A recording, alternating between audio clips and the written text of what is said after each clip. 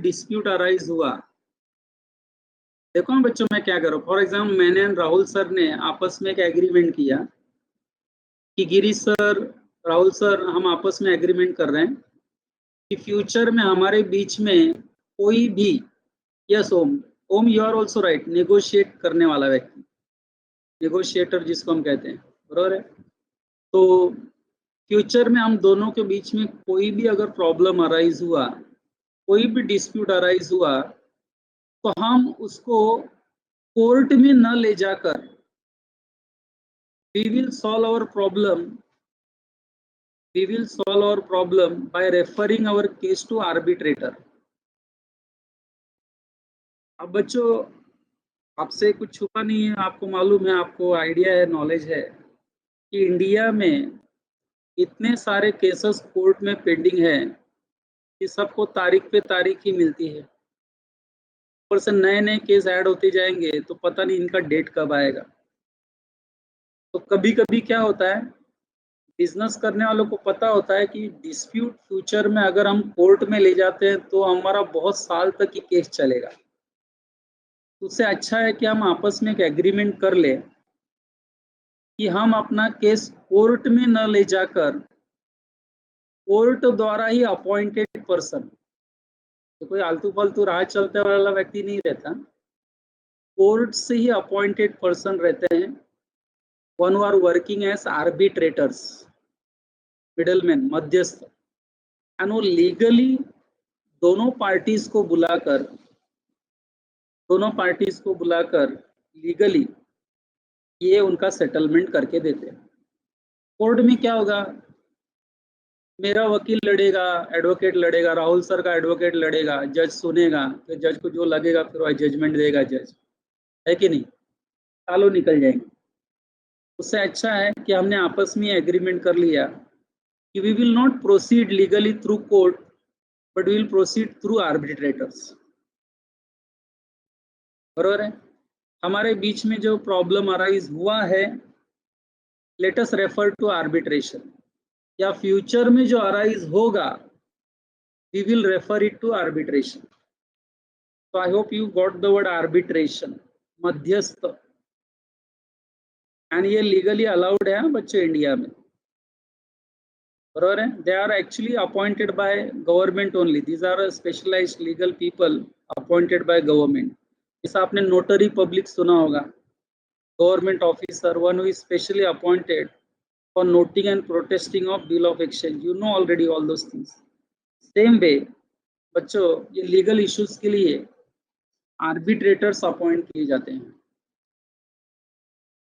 Okay, बस इतना ध्यान देना है कि ये जब एग्रीमेंट मैं और राहुल सर करेंगे तो रेफर एनी डिस्प्यूट जो अराइज होगा हमारे बीच में to arbitrator, it must be in writing, ये राइटिंग में होना चाहिए। तो बच्चों आपको लगता नहीं कि आर्बिट्रेटर को जब हम रेफर करेंगे, ऐसा कोई एग्रीमेंट हम करते हैं तो ये भी लीगली प्रोसीड होने से कहीं ना कहीं पार्टीज को रोक रहा है कि नहीं, लेकिन फिर भी ये एग्रीमेंट वैलिड माना जाएगा। ओके, अब मैं रीड करता हूं बच्चों, रीडिंग के बाद मैं आपसे डाउट पूछूंगा, क्लियर हुआ कि नहीं हुआ, एंड डाउट है जरा भी तो वापस पूछना है। ओके, ये सब आप फर्स्ट टाइम, मुझे लगता है बहुत बच्चे फर्स्ट टाइम सुन रहे होंगे सारे points, arbitration, arbitrator and all. तो पॉइंट नंबर 3 पर ध्यान दो बच्चों, क्या लिखा है देखो, सेक्शन 28 में, an agreement in restraint of legal proceeding is the one by which any party thereto is restricted absolutely मतलब completely from enforcing his rights under contract through court, or which abridges the usual period of starting legal proceedings. A contract of this nature is void, that's all, ये main rule है।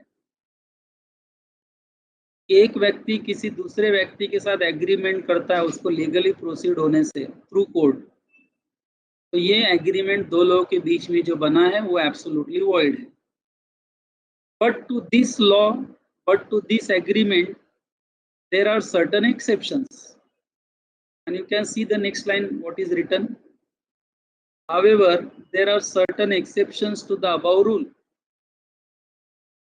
बच्चों जब मैं exception पढ़ने लगा तो answer reverse हो जाएगा, वॉइड की जगह क्या आ जाएगा, वैलिड हो जाएगा. Even though there is restraint of legal proceeding, restrictions हैं बट फिर भी वैलिड है. ओके अब दोनों ही एग्जाम्पल में, दोनों ही एक्सेप्शनल केस में आपको एक वर्ड हमेशा कॉमन मिलेगा. ओके इसलिए मैं इसको दो के बजाय एक ही एग्जाम्पल मानता हूँ. देखो क्या लिखा है. First one, a contract. Contract मतलब वही एग्रीमेंट दो लोगों के बीच में. A contract by which the party agrees that any dispute, कि उनके बीच में जो भी problem, dispute between them in respect of any subject, किसी भी मैटर को लेकर, shall be refer to. Referred समझते हो ना. हम इसको कोर्ट न ले जाकर हमारा जो भी डिस्प्यूट होगा वो हम किसी थर्ड पार्टी से सॉल्व करा लेंगे. थर्ड पार्टी मतलब कौन? थर्ड पार्टी मतलब ऐसा कोई दादा वगैरह नहीं है. थर्ड पार्टी मतलब समझ गया ना, वो नहीं. एक legal person, legally appointed person will be referred to arbitration, and that only the amount awarded in such arbitration. ये जो आर्बिट्रेशन में हम देंगे, एंड आर्बिट्रेशन के जरिए जो भी अमाउंट फाइनल होगा वो दोनों को मान्य होगा, वो दोनों पार्टीज को एग्री होगा. And the amount awarded in such arbitration shall be recoverable is a valid contract. कभी कभी बोलते हैं ना, तेरा नहीं मेरा नहीं, चल तीसरा पार्टी को हम पकड़ते हैं, तीसरा पार्टी जो बोलेगा वो फाइनल. लेकिन यहाँ तीसरा पार्टी आप समझ गए ना बच्चों, एक प्रकार से ऐसा person one who is appointed by government, court. क्योंकि हर मैटर कोर्ट में सॉल्व करने के लिए जाएंगे तो बच्चों समय निकल जाएगा, टाइम निकल जाएगा. इसलिए बच्चों ये आर्बिट्रेशन वाला पॉइंट शुरू हुआ है हमारे इंडिया. अब नेक्स्ट पॉइंट भी देखो आप, वापस वही है. Similarly a contract by which party agrees to refer to arbitration any question between them which has already arisen or which may arise in future is valid, but such contract must be in writing. Again वापस लाइए, देखो पहले line में क्या लिखा है, agree to refer to arbitration. यानी बच्चों दो पार्टीज में डिस्प्यूट होता है, वो कोर्ट न जाकर ऐसा एग्रीमेंट करते हैं कि we will refer our case to arbitration rather than court. तो उनका ये एग्रीमेंट क्या होगा, वैलिड होगा कि वॉइड होगा? क्या होगा बच्चों, टाइप करो. केस अगर आर्बिट्रेशन को, आर्बिट्रेटर को रेफर किया जाता है, मिडलमैन को, मध्यस्थ को, बच्चों सच एग्रीमेंट्स आर वैलिड. कोई शक नहीं है, ये वैलिड हो जाएगा. तो ये सेक्शन 28 का एक्सेप्शन है, ऐसा आप बोल सकते हैं. 27 में कैसे तीन चार एक्सेप्शन थे, seller, buyer of goodwill and partnership firm के दो तीन एग्जांपल्स थे, सर्विस कॉन्ट्रैक्ट का था. ऐसे यहाँ पर भी एक्सेप्शन केस है. एंड बच्चों as far as point number 4 is concern, मुझे तो आपको पढ़ाना ही नहीं चाहिए, ये ऑलरेडी आपको याद होगा. तो मैंने यूनिट नंबर 1 में पढ़ाया था ऑयल वाला example. What kind of oil, कौन सा ऑयल बेचने का एग्रीमेंट, याद आया किसी को? याद आया बच्चों? यूनिट नंबर 1 में डिस्कशन हुआ था. देखो अनसर्टनिटी नहीं होनी चाहिए, कॉन्ट्रैक्ट एग्रीमेंट सर्टन होना चाहिए, capable of being made certain होना चाहिए. तो बच्चों ये मैं 2 मिनट देता हूँ, रीड करो. चलो section 29 with example. Section 29 with example read करो, सभी लोग रीड करो. मैं नहीं रीड कर रहा हूँ, आप ही रीड करो.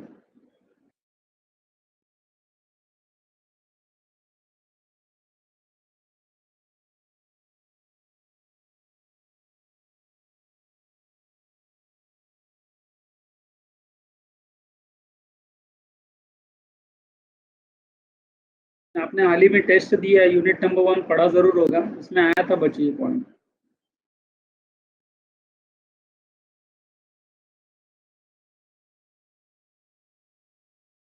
तो जब आप सेक्शन 29 पढ़ रहे होंगे तो पहले ही 2 लाइन में दोनों आंसर नजर आ रहे हैं, देखो वॉइड भी आंसर आ रहा है एंड बाद में आपको वैलिड भी नजर आ रहा है। याद है वो दोनों एग्जाम्पल क्या?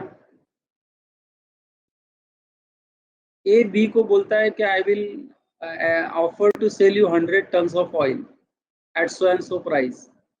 यहाँ अनसर्टन क्या है कि कौन सा ऑयल बेचने का एग्रीमेंट हो रहा है, क्योंकि ये सर्टन नहीं है कौन सा ऑयल बेचने का एग्रीमेंट हो रहा है दो पार्टी के बीच में। अनसर्टनिटी है ऑयल को लेकर and that is why the contract becomes void, you know that. But बाद में मैंने ये भी बताया था कि अगर ऑयल डीलर जो है, डीलर इन ऑयल जो है, is dealing only in coconut oil, recall हुआ बच्चों? He deals only in coconut oil, वो जग जाहिर है कि he deals only in coconut oil.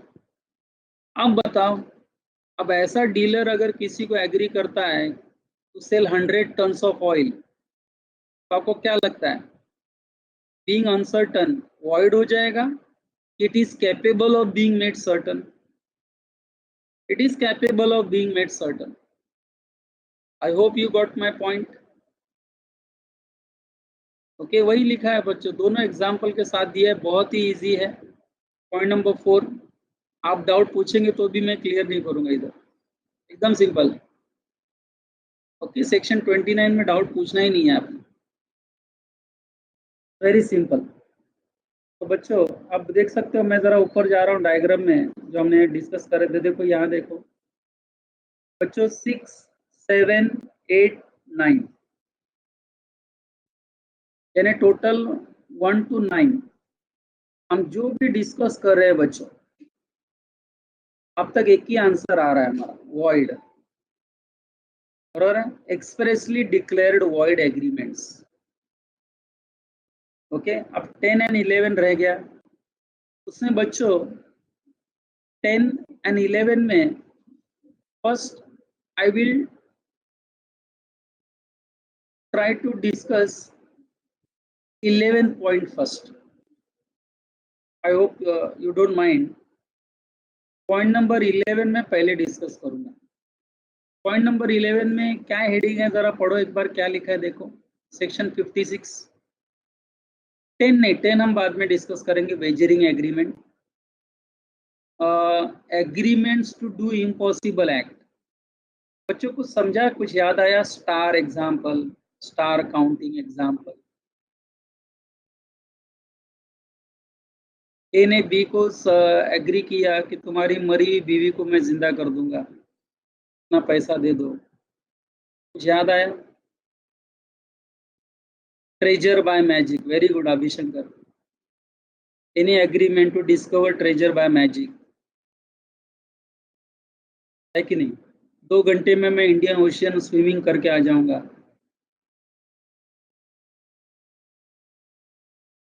तो बोलने का मतलब क्या है बच्चों, पढ़ने से पहले आइडिया क्लियर है आपको, क्योंकि हमने यूनिट नंबर 1 में इसका थोड़ा डिस्कशन किया था। आई रिमेम्बर कि दो लोगों के बीच में कोई भी ऐसा एग्रीमेंट होता है टू डू इम्पॉसिबल एक्ट, कोई ऐसा एक्ट या परफॉर्मेंस करने का एग्रीमेंट होता है which is next to impossible. Common man की लैंग्वेज में हमें पता है कि ये असंभव है, इसके एक्ट या इसके परफॉर्मेंस की कोई पॉसिबिलिटी नहीं है, बरोबर है? तो ये दो लोगों के बीच में किया गया ऐसे प्रकार के जो एग्रीमेंट्स होते हैं बच्चों, those agreements are absolutely void, void ab initio.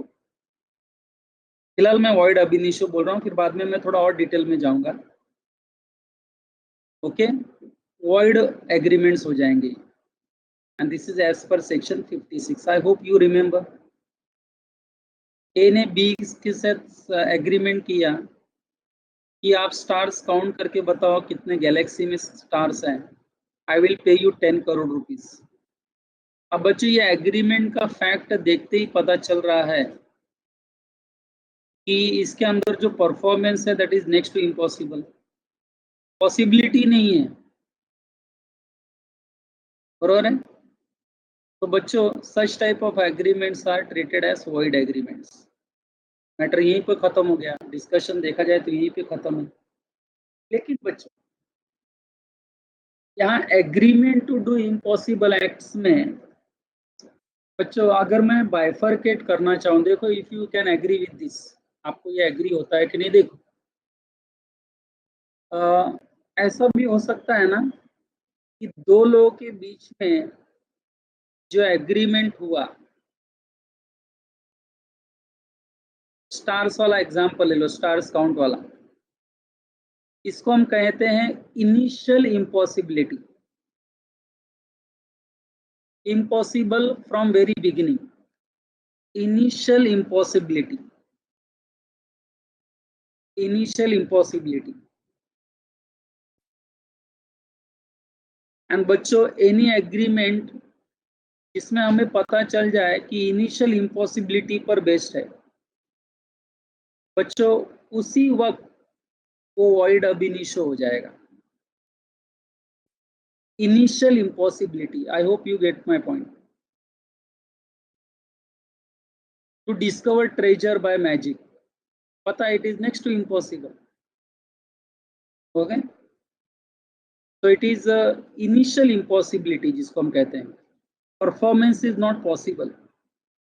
Fact देख के पता चल रहा है कि परफॉर्मेंस इज नॉट पॉसिबल। लेकिन बच्चों एक होता है इनिशियल इम्पॉसिबिलिटी, एक होता है सुपरवेनिंग इम्पॉसिबिलिटी।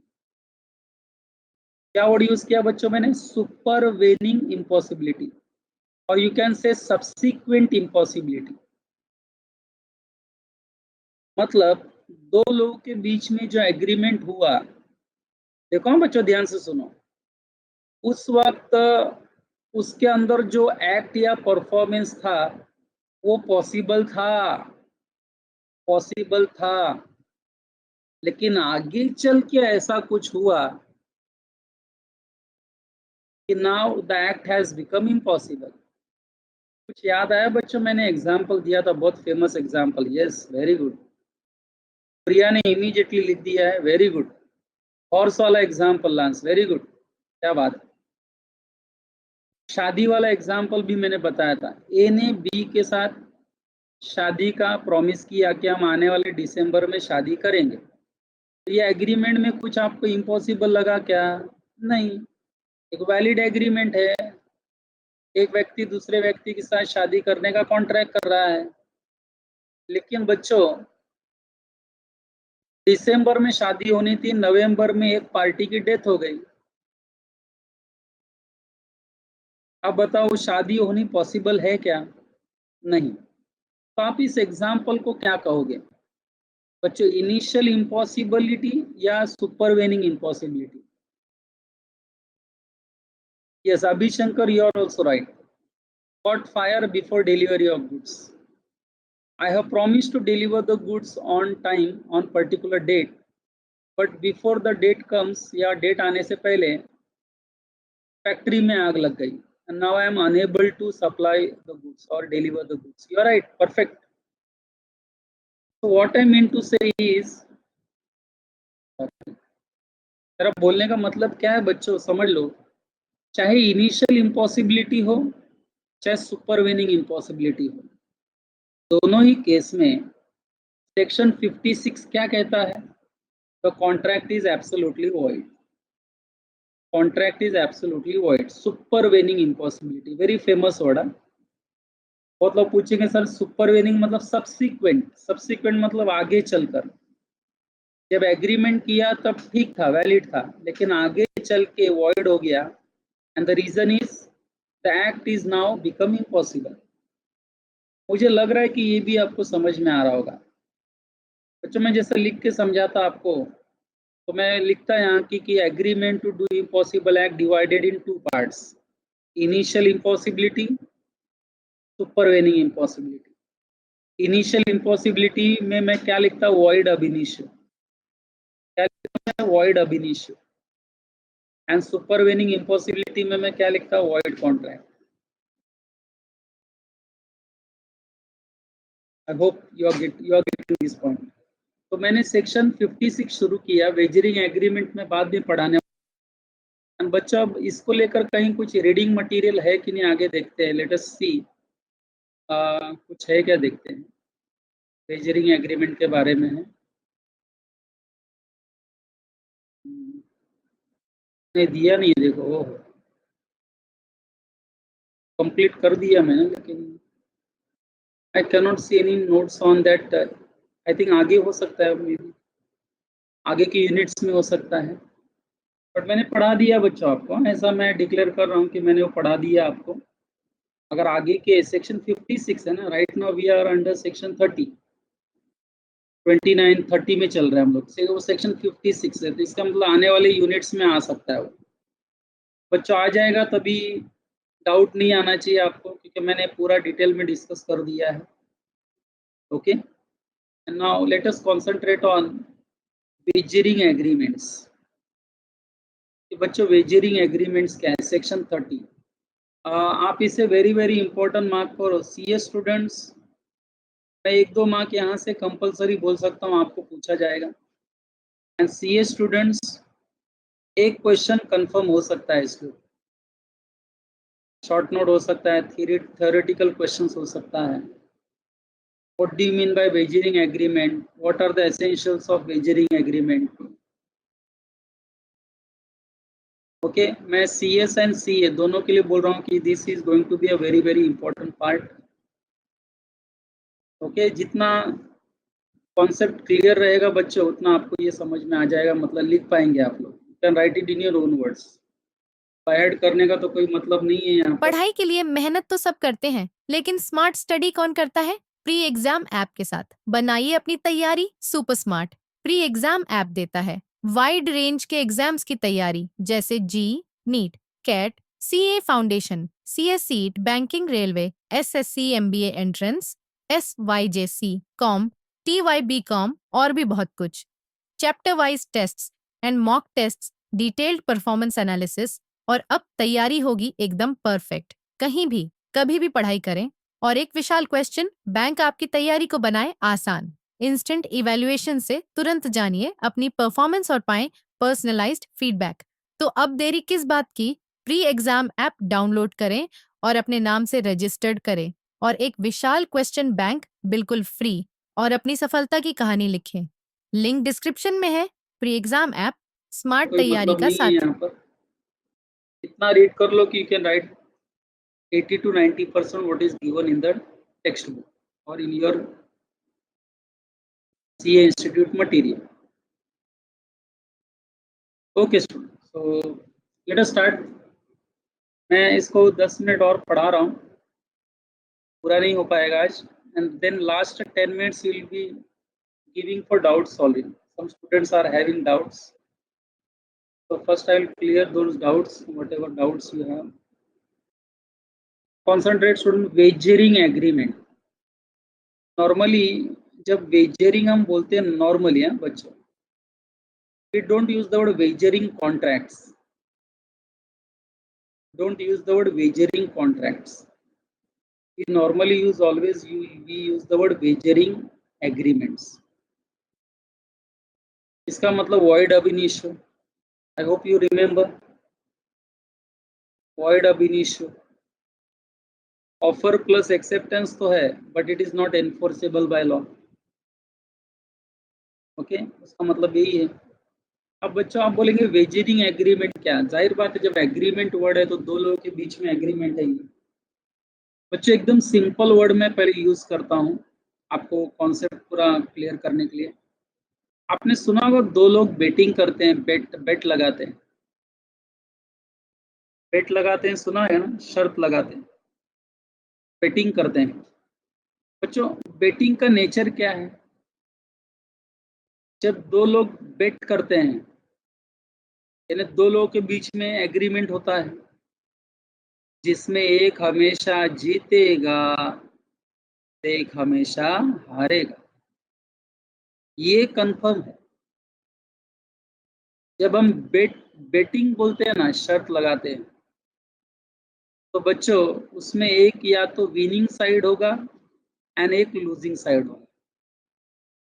दोनों विनिंग साइड, दोनों losing side, is it possible? Bet में बेट का मतलब ये, यानी जो बेटिंग में बोल रहा हूँ, बेट, इसी को हमारे सेक्शन 30 ने क्या नाम दिया है? Wagering agreement, that's all. ये वेजरिंग एग्रीमेंट है, जिसको हम लोग अपने कॉमन भाषा में बेट बोलते हैं, बेटिंग करना। I hope you get that point. Betting में होता क्या, एक जीतेगा एक हारेगा, एक विनिंग पार्टी होगी एक लूजिंग पार्टी होगी, बराबर है? ये सब बच्चा आपके बुक का एग्जाम्पल मैं दे रहा हूँ। मैंने राहुल सर से, फॉर एग्जाम्पल, बच्चों में मई मंथ में बात कर रहा हूँ, जब बारिश नहीं होती, बारिश नॉर्मली जून एंड या जुलाई से शुरू होती है, बट मैंने मई मंथ में राहुल सर से बेटिंग किया था कि सर आने वाले 15 तारीख को बारिश होगी। मैंने कहा आने वाले 15 तारीख को बारिश होगी। राहुल सर ने क्या कहा, नहीं होगी। मैंने कहा चलो लग गई शर्त, 10-10 हज़ार रुपये। अब बच्चों बारिश गिरे या ना गिरे उसमें हमको कोई इंटरेस्ट नहीं, हमारा इंटरेस्ट क्या है, जीतना हारना, 10,000 रुपये। हमने जिस ट्रांजैक्शन को लेकर बेट किया है ना, we are both the parties are not interested in that point. हम कोई शेतकरी किसान नहीं है कि हम राह देख रहे हैं बारिश कब हो। हम इंटरेस्टेड पार्टीज नहीं है बारिश में, हम सिर्फ टाइम पास कर रहे हैं, शर्त लगा रहे हैं, बराबर है? मैंने कहा बारिश होगी, उन्होंने कहा नहीं होगी। अब बच्चों कोई एक जीतेगा कोई एक हारेगा, कंफर्म है कि नहीं? आने वाले 15 तारीख को प्रूव हो जाएगा, एक जीतेगा एक हारेगा। बारिश हुई तो वो 10,000 देंगे, राहुल सर मुझे 10,000 देंगे, नहीं हुई तो मैं 10,000 दूंगा। यही वेजरिंग एग्रीमेंट है हमारे बीच में, बरोबर है बच्चों? अब बच्चों 15 तारीख आई, 15 तारीख आ गई एंड बच्चों बारिश हो गई। अब बारिश हो गई मतलब गिरीश जीत गया बेट, तो राहुल सर को एग्रीमेंट के हिसाब से मुझे 10,000 देने हैं, क्योंकि हमारे बीच में एग्रीमेंट हुआ है। अब जब मैं 10,000 मांगने लगा तो देने से मना कर गया, राहुल सर ने 10,000 दिए ही नहीं मुझे। प्रॉमिस किया था कि नहीं उन्होंने देने का, लेकिन दिए नहीं। नाउ यू टेल मी, क्या मैं उनको कोर्ट में खींच सकता हूँ 10,000 के लिए? इन्होंने प्रॉमिस फुलफिल नहीं किया, हमने एग्रीमेंट किया था, बेटिंग किया था, 10,000 रुपया मैं जीत गया बेटिंग, अब ये 10,000 नहीं दे रहे हैं, जज साहब मुझे दिलाइए 10,000 दिलाइए, ऐसा बोल सकते हैं क्या मैं? पॉसिबल? नो। क्यों नॉट पॉसिबल? क्योंकि गिरीश एंड राहुल के बीच में वेजरिंग एग्रीमेंट था, एंड वेजरिंग एग्रीमेंट सेक्शन 30 के हिसाब से बच्चों क्या है?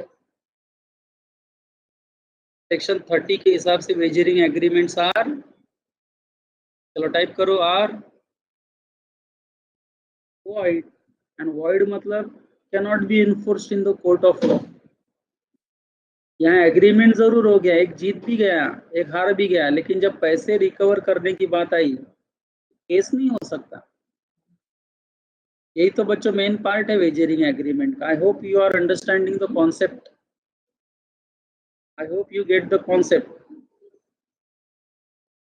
ओके, अब बच्चों मुझे ये बताओ 15 मई को बारिश होगी या नहीं होगी, इस पर हमारा बेटिंग हुआ था। अब बारिश गिराना क्या मेरे हाथ में था क्या राहुल सर के हाथ में था क्या? नहीं, एक अनसर्टन इवेंट था। Do you agree with this? बारिश होना या नहीं होना एक अनसर्टन इवेंट था। उस अनसर्टन इवेंट को लेकर हमारे बीच में शर्त लगी थी, और उस अनसर्टन इवेंट पर हमारा कोई कंट्रोल नहीं था। ना मेरा कंट्रोल है ना राहुल सर का कंट्रोल है, ना मैं बारिश गिरा सकता हूँ ना बारिश रोक सकते हैं।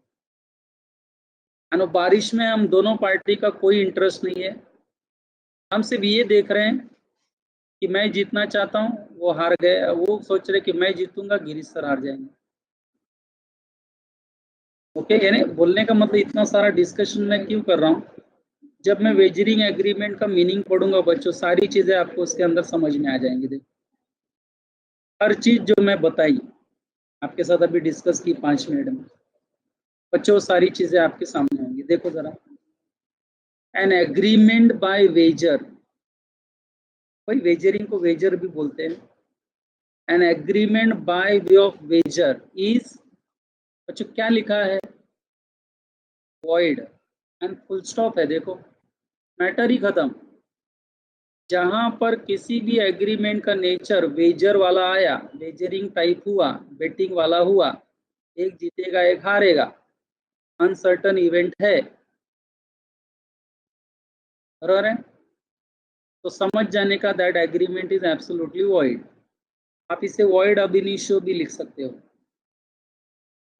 फिर क्या लिखा है, इट इज एन एग्रीमेंट, ये दो लोगों के बीच में एग्रीमेंट हुआ है।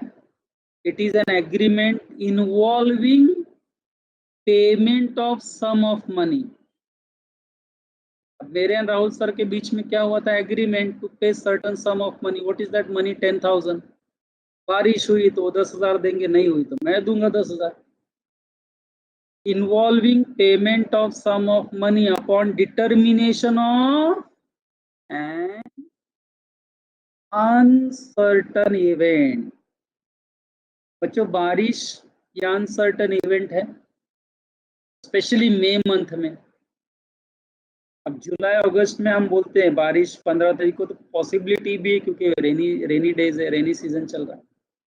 मई मंथ में कहां से बारिश, लेकिन फिर भी देखो ना, जब वो अनसर्टन इवेंट डिटरमाइन होगा, बराबर है, तब पेमेंट होगा। अब बारिश हो गई तो वो पेमेंट करेंगे, नहीं होगी तो मैं करूंगा payment. The essence of wager is that, essence मतलब मेन पार्ट क्या है वेजरिंग एग्रीमेंट का, वो बता रहे हैं।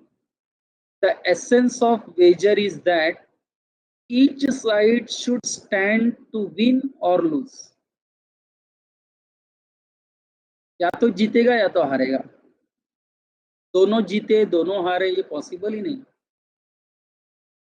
each side stand to win or lose depending on the way an uncertain event takes place, in reference to which the chance is taken। chance मतलब risk is taken,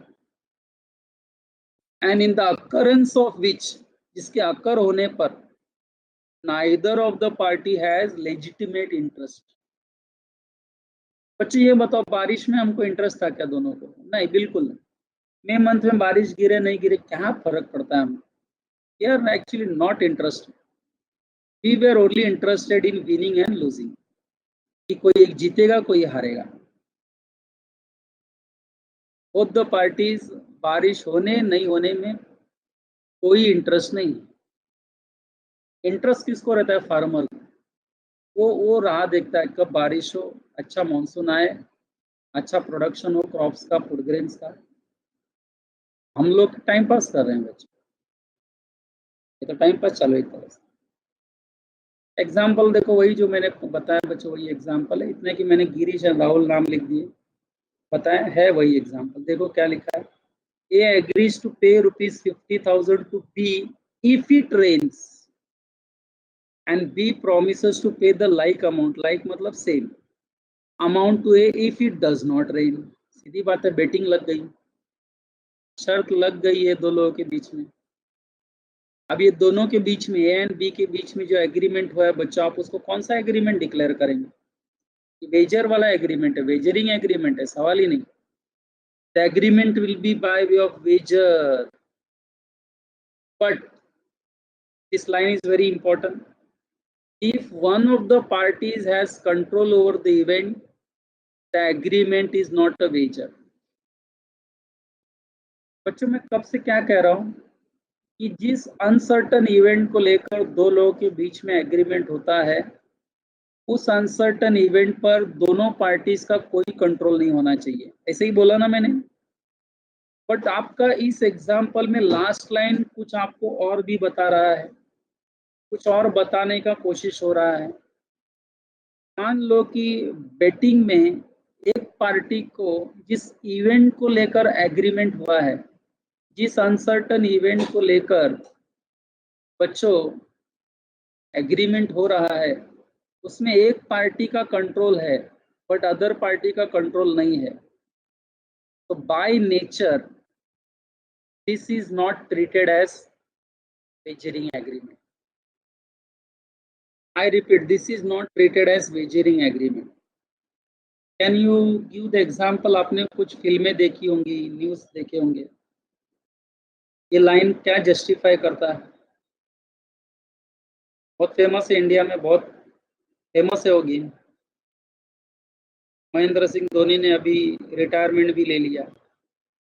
cricket, आपने सुना होगा, cricket में कुछ सट्टेबाजी होती है। लास्ट ओवर में बॉलर 25 रन देगा, वो देता है, इसका क्या मतलब हुआ? कहीं ना कहीं ये जो बुकीज लोग होते हैं, they have the control over the event. What do you think? कुछ फिल्में भी आई थी बच्चों, जहाँ पर आप देखोगे तो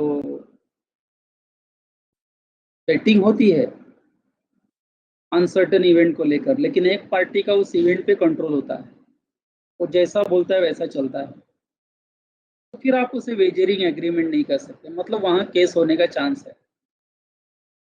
I hope you understand. Okay, वो थोड़ा अलग एंगल से है, क्रिमिनल केस में चला जाएगा बट केस हो सकता है।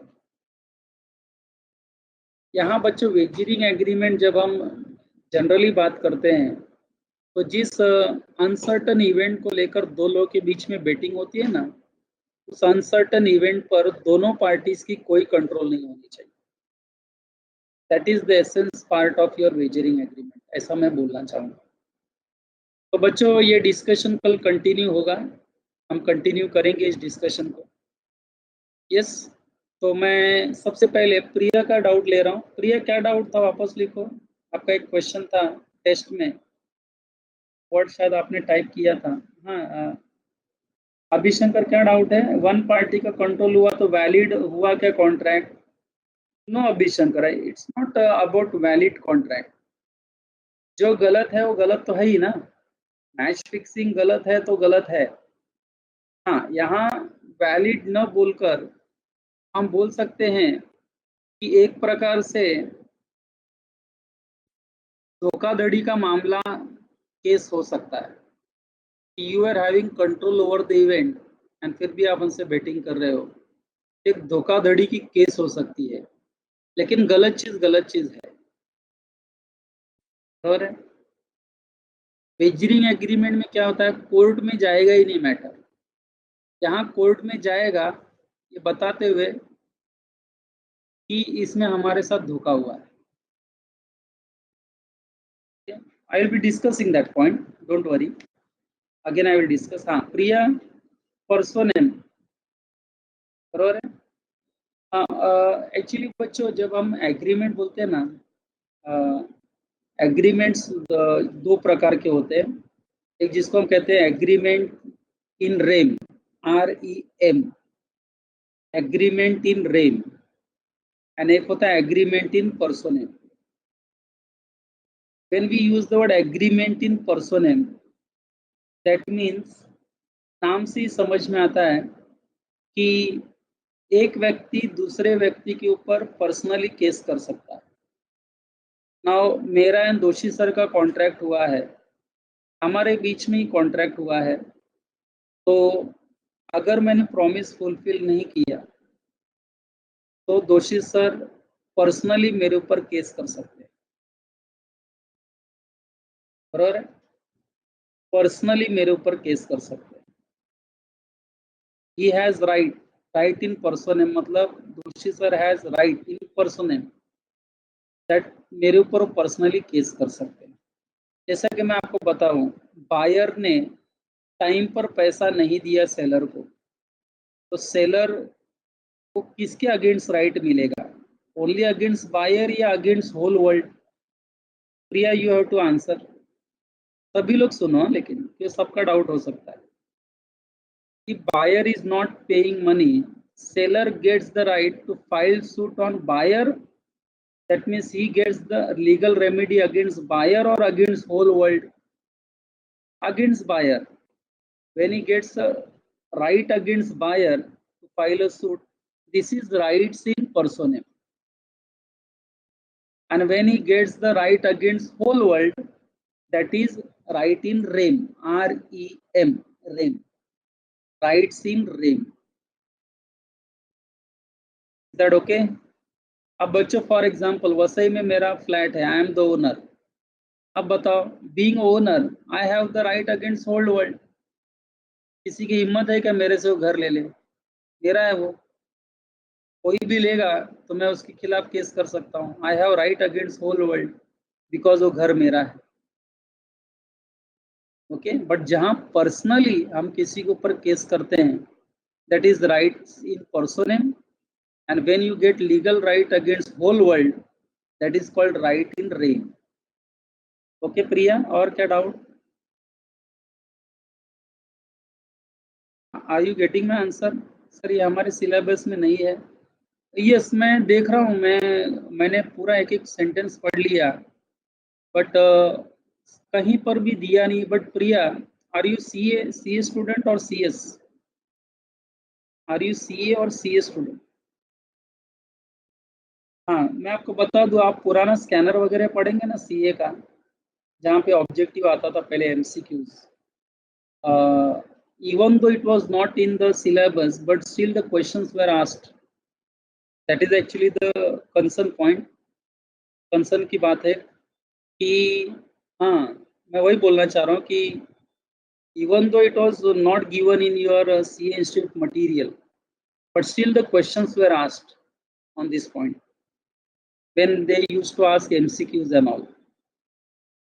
So मैंने पर्पसफुली ऐसा एक क्वेश्चन आपके डाला था, एंड आई वाज नोइंग कि आप इसके ऊपर डाउट कुछ बच्चे पूछेंगे जरूर, तो थोड़ा एक्स्ट्रा डिस्कशन हो सकता है इसके ऊपर. हर एग्जाम में आपको एक दो ऐसे झटका देने वाले क्वेश्चन मिलेंगे, एंड मैं चाहूंगा कि आप डाउट पूछे sir.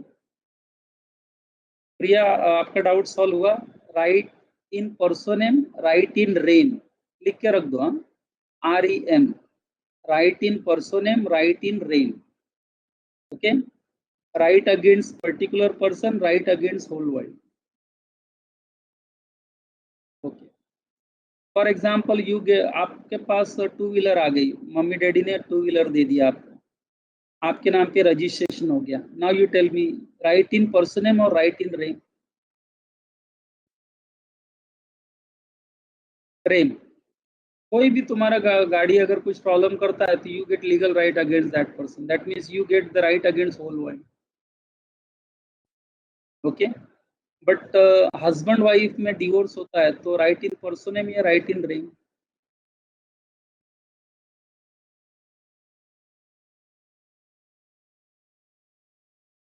That is personam, personal. देखो ना, वर्ड पर्सोनेम, पर्सनल, पर्सनली बोलते ना, पर्सनली क्यों ले रहा है यार. Okay, okay, what about other students doubts? I think Savio have some doubts. Savio, बोलो, difference between assent and consent. Yes, you are right. When we use the word consent, we think from both the parties. दोनों के बीच में सहमति होनी चाहिए. When I use the word consent, that means both the parties are thinking in the same way and same sense.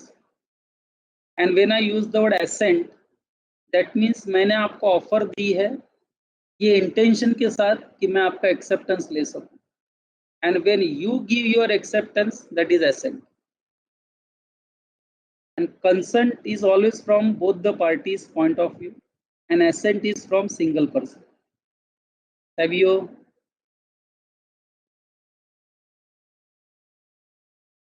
Consent मतलब दोनों की मर्जी होगी तो ही कॉन्ट्रैक्ट वैलिड होगा. बरोबर है? Both the parties are thinking in the same way and same sense. And assent मतलब क्या कि when I give you the offer, my intention is to get your assent. To get your assent. Assent मतलब you you may accept, you may reject, दोनों answer आ सकते हैं वहां पर. एसेंट, एसेंट का मतलब you may accept, you may reject also. Consent मतलब क्या? When you accept to purchase my Mercedes, That means now we are thinking in the same way and same sense. Because that becomes consent.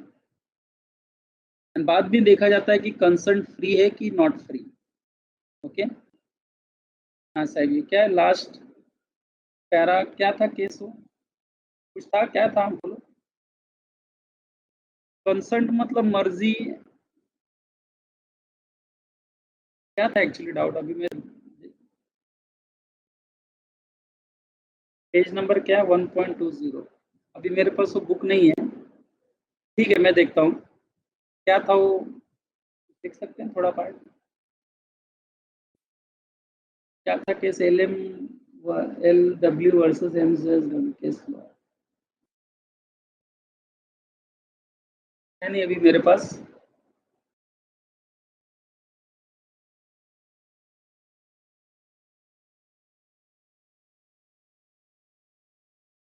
देखता हूँ, चलो मैं कल बताता हूँ, ये मैंने लिख के रख दी है, मैं कल बताता हूँ सभी। और क्या डाउट है बोलो, और कुछ रहेगा तो बोलो, except this doubt I will clear that doubt.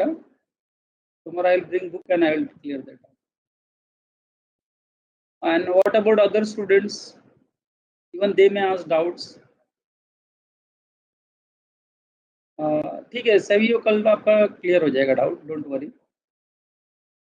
प्रिया का भी डाउट सॉल्व हो गया है। और व्हाट अबाउट रिमेनिंग स्टूडेंट्स, डांस क्या डाउट है?